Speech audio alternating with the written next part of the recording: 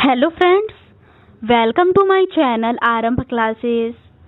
आज के इस वीडियो में हम लोग यूपी सुपर टेट का जो सिलेबस जारी किया गया है उसके अकॉर्डिंग क्वेश्चंस का डिस्कशन आपके साथ करेंगे।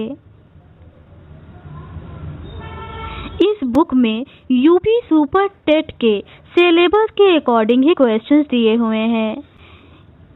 यूपी सुपर टेट के सिलेबस में लैंग्वेज हिंदी, इंग्लिश और संस्कृत के इन टॉपिक से कुल 40 मार्क्स के क्वेश्चंस आएंगे। साइंस के इन टॉपिक से रिलेटेड कुल 10 नंबर के क्वेश्चंस आएंगे।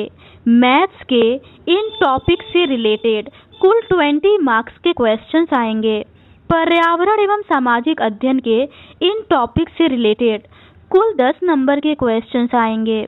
शिक्षण कौशल के इन सभी टॉपिक से रिलेटेड कुल 10 नंबर के क्वेश्चंस आएंगे। बाल मनोविज्ञान से इन टॉपिक से रिलेटेड कुल 10 मार्क्स के क्वेश्चंस आएंगे। सामान्य ज्ञान और करंट अफेयर्स के इन सभी टॉपिक से रिलेटेड कुल 30 मार्क्स के क्वेश्चन आएंगे। रीजनिंग के इन सभी टॉपिक से रिलेटेड कुल 5 मार्क्स के क्वेश्चंस आएंगे। सूचना तकनीकी के इन टॉपिक से रिलेटेड कुल 5 मार्क्स के क्वेश्चंस आएंगे। जीवन कौशल प्रबंधन एवं अभिवृद्धि के इन सभी टॉपिक से कुल 10 मार्क्स के क्वेश्चंस आएंगे। आज के इस वीडियो में हम लोग जीवन कौशल एवं शिक्षण कौशल से संबंधित महत्वपूर्ण तथ्यों के रिमेनिंग क्वेश्चंस का डिस्कशन आपके साथ करेंगे।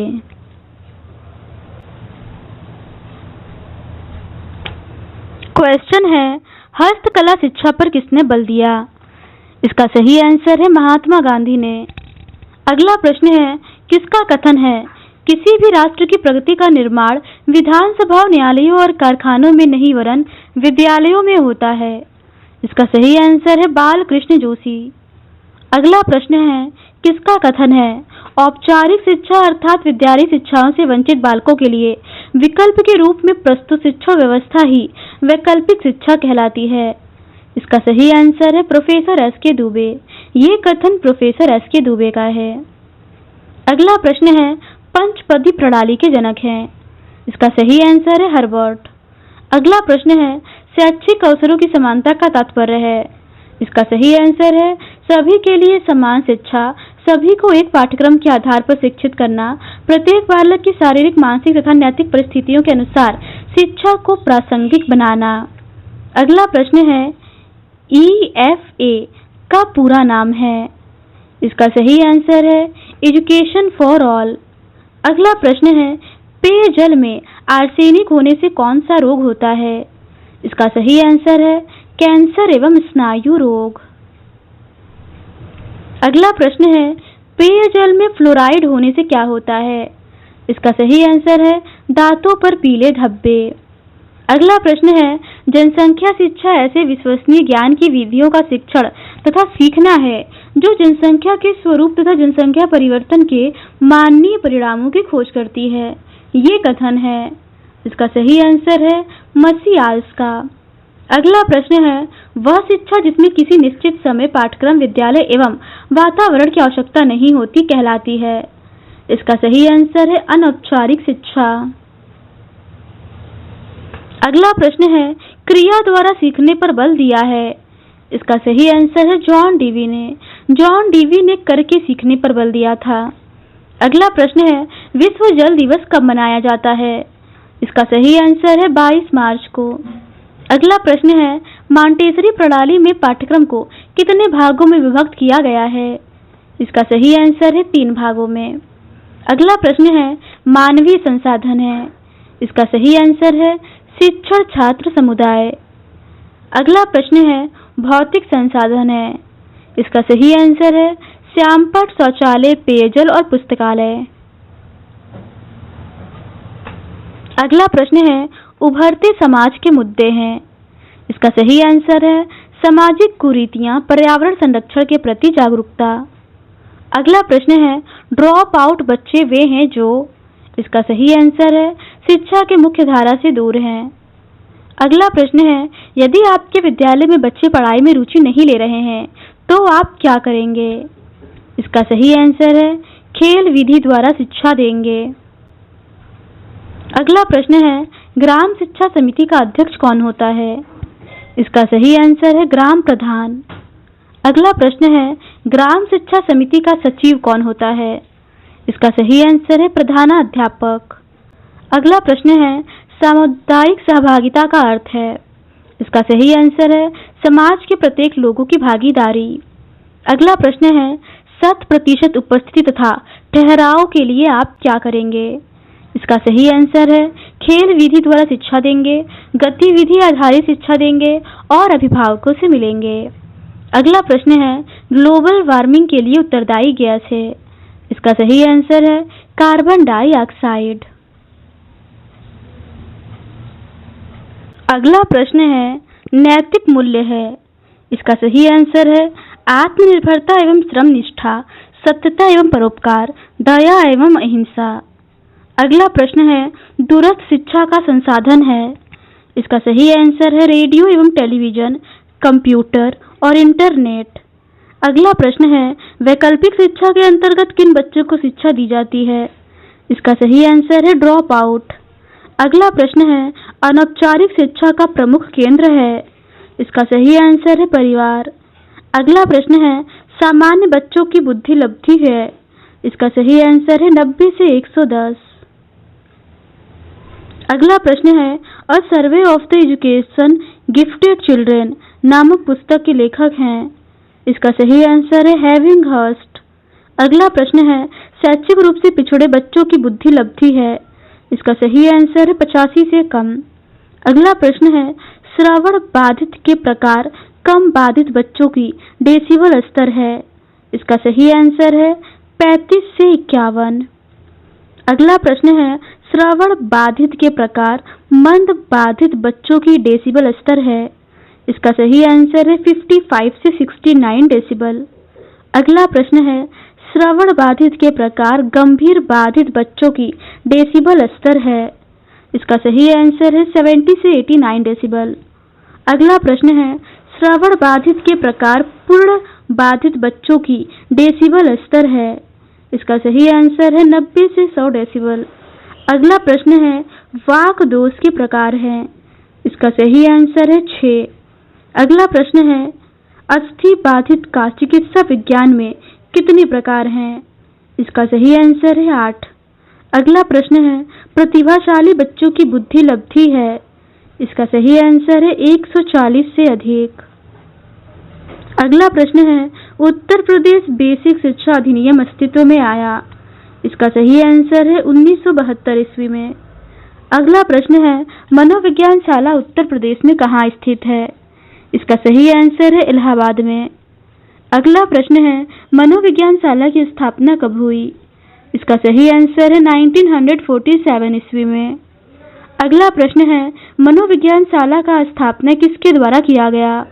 इसका सही आंसर है आचार्य नरेंद्र देव समिति द्वारा। अगला प्रश्न है, किसका कथन है विशिष्ट प्रकार या विशिष्ट पद किसी गुण या उन गुणों से व्यक्ति पर लागू होता है जिसके कारण वह व्यक्ति साथियों का ध्यान अपनी तरफ आकर्षित करता है तथा इससे उसके व्यवहार की अनुक्रिया भी प्रभावित होती है? इसका सही आंसर है क्रो व क्रो का। ये कथन क्रो व क्रो का है। अगला प्रश्न है, उस अमेरिकी राष्ट्रपति का नाम बताइए जो पोलियो ग्रस्त थे? इसका सही आंसर है रूजवेल्ट। अगला प्रश्न है, टेट का पूरा नाम है? इसका सही आंसर है थीमेटिक परसेप्शन टेस्ट। बुद्धि को प्रभावित करने वाले कारक हैं स्वास्थ्य, वंशानुक्रम, वातावरण, आयु, प्रजाति, लिंग। शिक्षण सूत्र है ज्ञात से अज्ञात की ओर, मूर्त से अमूर्त की ओर, प्रत्यक्ष से अप्रत्यक्ष की ओर, विशेष से सामान्य, विश्लेषण से संश्लेषण, प्रयोग सिद्ध से युक्ति संगत, मनोवैज्ञानिक से तार्किक और पूर्ण से अंश की ओर। अगला प्रश्न है, किसका कथन है प्रायः उच्च बुद्धि लब्धि को प्रतिभाशाली का संकेत माना जाता है? अतः प्रतिभाशाली बच्चे शब्द का अभिप्राय बच्चे की उच्च बुद्धि लब्धि से किया जाता है। इसका सही आंसर है अब्दुल रऊफ। अगला प्रश्न है, वह प्रत्येक बच्चे जो अपने आयु स्तर के बच्चों के किसी योग्यता में अधिक हो और हमारे समाज के लिए महत्वपूर्ण नया योगदान कर सके, प्रतिभाशाली बच्चों के संबंध में किसका कथन है? इसका सही आंसर है कार्ल सनिक का। अगला प्रश्न है, बुद्धि लब्धि का सूत्र है। इसका सही आंसर है मानसिक आयु अपॉन वास्तविक आयु इंटू 100। अगला प्रश्न है, किसका कथन है निर्देशन नवयुवकों को अपने से, दूसरों से और परिस्थितियों से सामंजस्य करना सीखने के लिए सहायता देने की प्रक्रिया है? इसका सही आंसर है स्किनर का। अगला प्रश्न है, निर्देशन छात्रों की वास्तविक शैक्षिक और व्यवहारिक चुनावों को करने और योजनाएं बनाने में सहायता देता है। ये कथन है। इसका सही आंसर है स्किनर का। अगला प्रश्न है, किसका कथन है निर्देशन का अर्थ प्रदर्शन करना, इंगित करना, सूचित करना है। इसका अर्थ सहायता देने से अधिक है। इसका सही आंसर है जोन्स का। अगला प्रश्न है, किसका कथन है परामर्श का अभिप्राय है दो व्यक्तियों का संपर्क जिससे एक व्यक्ति को किसी प्रकार की सहायता दी जाती है। इसका सही आंसर है वेबस्टर का। अगला प्रश्न है, डीजीपी का पूरा नाम है। इसका सही आंसर है डिप्लोमा इन गाइडेंस साइकोलॉजी। अगला प्रश्न है, किसका कथन है वरिष्ठ अध्यापक अथवा प्रधानाध्यापक द्वारा किए गए मूल्यांकन को निरीक्षण कहा जाता है? इसका सही आंसर है डॉक्टर मुखर्जी का। अगला प्रश्न है, किसका कथन है व्यक्ति को शैक्षिक निर्देशन प्रदान करने का उद्देश्य छात्र को उपयोगी पाठ्यक्रम चुनने तथा इसमें प्रगति करने में सहायता देना है? इसका सही आंसर है रूथ स्टेक का। ये कथन रूथ स्टेक का है। अगला प्रश्न है, मंडली मनोविज्ञान केंद्र कहाँ पर स्थित होते हैं? इसका सही आंसर है जिले पर। अगला प्रश्न है, परामर्श का उद्देश्य है।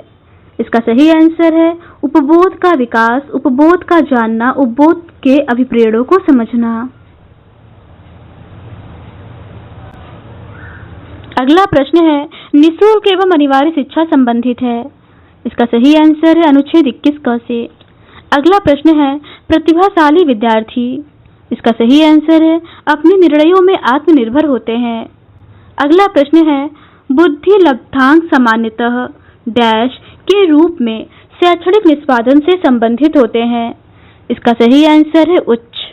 अगला प्रश्न है, एक सशक्त विद्यालय अपने शिक्षकों में योग्यताओं में से किसे सर्वाधिक बढ़ावा देगा? इसका सही आंसर है प्रतिस्पर्धात्मक अभिवृत्ति।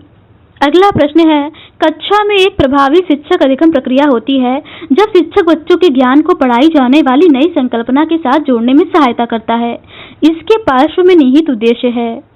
इसका सही आंसर है ज्ञान का सहसंबंध एवं स्थानांतरण। अगला प्रश्न है, क्रमिक विकास के सिद्धांत के प्रतिपादक हैं। इसका सही आंसर है किंग एवं थार्नडाइक। अगला प्रश्न है, अधिक तनाव का काल है। इसका सही आंसर है किशोरावस्था। अगला प्रश्न है, स्कूल बच्चों में व्यक्तिगत भिन्नताएं किस रूप में पाई जाती हैं? इसका सही आंसर है शारीरिक, मानसिक और रुचि। अगला प्रश्न है, वर्तमान में निःशक्त बच्चों की शिक्षा के लिए कहा गया है? इसका सही आंसर है समावेशी शिक्षा। अगला प्रश्न है, एलेक्सिया है। इसका सही आंसर है पढ़ने की अक्षमता। अगला प्रश्न है, विशिष्ट अधिगम विकलांगता है। इसका सही आंसर है डिस्लेक्सिया। अगला प्रश्न है, जन्म के समय चोट या भ्रूण की वजह से आई मंदता कहलाती है। इसका सही आंसर है जैविक मंदता। अगला प्रश्न है, पिछड़े बालक वे हैं जो। इसका सही आंसर है जिनके सीखने की गति धीमी होती है, जिनकी बुद्धि लब्धि स्तर 80 से 90 के बीच होती है और मानसिक रूप से अस्वस्थ और असमायोजित हों। अगला प्रश्न है, मंद अधिगमकर्ता जिनके शैक्षिक उपलब्धि सामान्य योग्यता से कम रह जाती है कहे जाते हैं। इसका सही आंसर है पिछड़े। अगला प्रश्न है, निम्न में से कौन सी इकाई का उपयोग सुनने की क्षमता की जांच हेतु किया जाता है? इसका सही आंसर है डेसिबल। अगला प्रश्न है, मानसिक विकार के लक्षणों को नहीं दिखाता है। इसका सही आंसर है संबंध।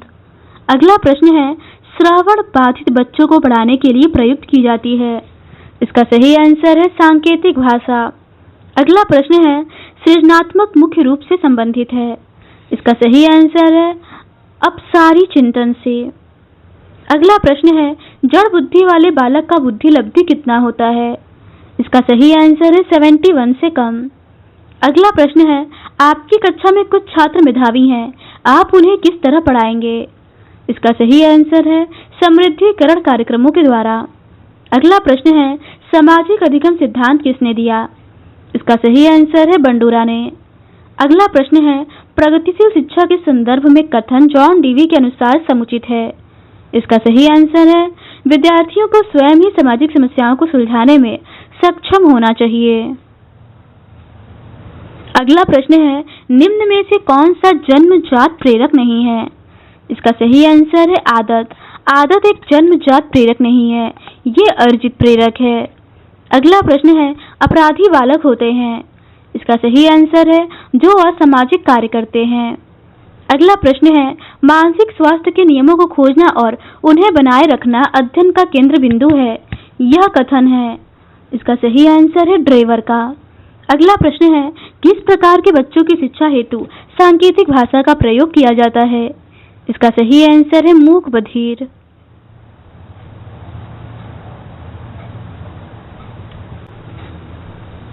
तो आज के इस वीडियो में बस इतना ही। इस सीरीज के नेक्स्ट पार्ट में हम लोग बाल मनोविज्ञान से रिलेटेड क्वेश्चंस का डिस्कशन आपके साथ करेंगे।